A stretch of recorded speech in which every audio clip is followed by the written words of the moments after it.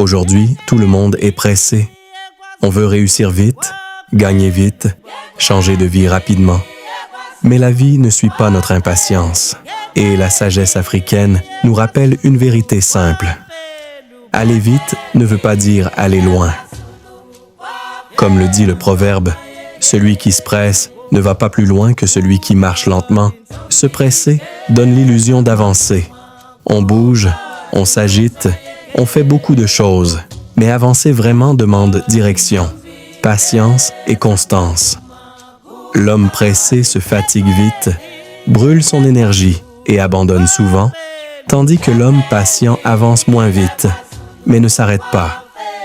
Il construit chaque jour, pierre après pierre, sans chercher à impressionner, mais en cherchant à durer. La vitesse impressionne, mais elle ne construit pas toujours. Beaucoup commencent avec motivation, mais peu continuent avec discipline. La sagesse africaine nous enseigne que la vraie force, c'est la régularité. C'est la capacité à continuer même quand personne ne regarde, même quand les résultats tardent à apparaître. Dans le travail, certains veulent réussir en quelques mois, mais ceux qui réussissent vraiment travaillent pendant des années. Dans les projets, beaucoup commencent fort puis abandonnent dès que c'est difficile. Dans la vie personnelle, les changements rapides ne durent pas, car ils ne sont pas enracinés.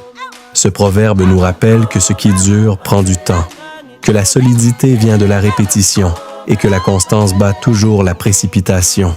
La patience n'est pas de la lenteur, c'est la maîtrise du rythme. Avancer sans se comparer, sans se précipiter, sans abandonner.